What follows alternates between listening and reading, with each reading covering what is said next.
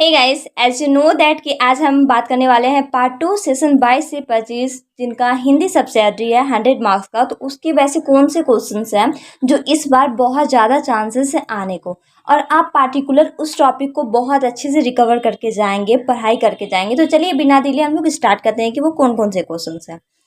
सबसे फर्स्ट जो है वो है आपका ऑब्जेक्टिव, जो कि 20 मार्क्स का आता है। इसको कवर करने का बेस्ट सॉल्यूशन यही होता है कि जितने भी रिपीटेड क्वेश्चंस है, जितने भी प्रीवियस ईयर क्वेश्चंस हैं, उन सारे को कंफर्म याद करना।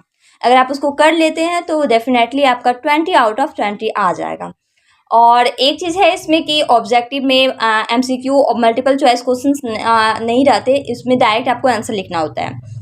आफ्टर दैट 2 नंबर में है कि नहीं, 2 प्रश्नों के उत्तर दे दो कि 15 × 2 = 30 मार्क्स का है। मतलब 15 मार्क्स के 2 क्वेश्चंस को सॉल्व करने हैं आपको, जिसमें कि मैंने 4 बताए हैं। चारों को चारों अगर आप कर लेते तो 2 कंफर्म आ जाएगा। सबसे पहला आपको कवर करना है अंग्रेजी मोह से बड़ी मूर्खता कोई नहीं। शीर्षक निबंध में व्यक्त महात्मा गांधी के विचारों को संक्षेप में लिखें। महात्मा गांधी जो अंग्रेजी मोह से बड़ी मूर्खता नहीं जो निबंध लिखे हैं, तो उसमें वो क्या कहना चाह रहे हैं, उनका इंटेंशन क्या है, वो क्या बताना चाहते हैं, that you will have to define there.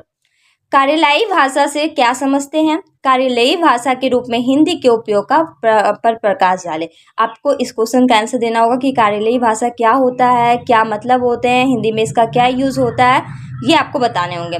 After date आप कवर करेंगे समाज और धर्म। शीर्षक निबंध में लेखक के विचारों को व्यक्त कीजिए। मतलब समाज और धर्म जो शीर्षक है निबंध, उसमें जो लेखक है वो क्या अपना इंटेंशन रखते हैं, क्या बताना चाहते हैं, क्या शो ऑफ करना चाहते हैं, ये आपको बताने होंगे। आफ्टर दैट एक लास्ट है धरती शीर्षक पर निबंध। ये इससे रिलेटेड एक क्वेश्चंस आ सकते हैं, मे बी चांसेस है, नॉट श्योर। तो धरती जो क्वेश्चंस वाला आपका निबंध है, इसको आप एक बार तैयारी कर लेंगे कि ये निबंध में क्या कहना चाह रहे हैं लेखक और क्या मतलब निकल रहा है, ताकि वहाँ पे धरती से रिलेटेड जो भी क्वेश्चंस आए आप उसे डिफाइन कर सके।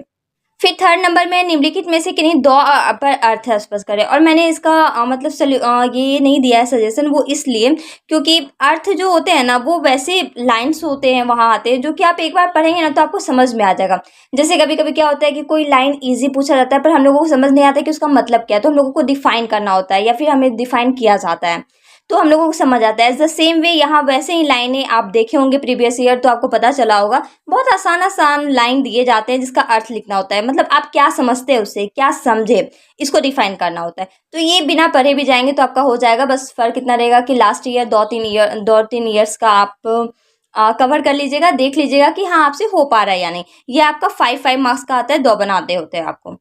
फिर 4 नंबर में आता है 10 शब्दों का वाक्य प्रयोग करके लिंग निर्णय करना है। मतलब जो भी 10 जो भी सेंटेंस दिए जाएंगे उसका आपको जो भी वर्ड दिए जाएंगे ना, उसको सेंटेंस में कन्वर्ट करना होगा, और ये भी बताना होगा कि वो स्त्रीलिंग है, पुल्लिंग है, नपुंसक लिंग है, जो भी आपका सेंटेंस क्रिएटेशन होगा उससे पता चलना चाहिए कि हाँ ये कौन सा लिंग में आता है।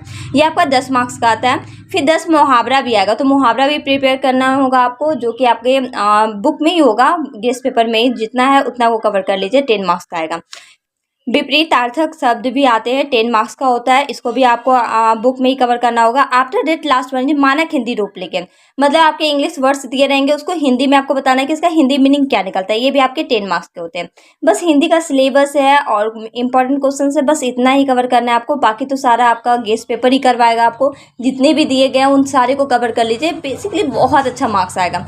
I hope you got understand very well. Now if you have any doubt और confusion you can ask me on comment box. Thank you so much for watching my channel. Meet you on next video with new topic.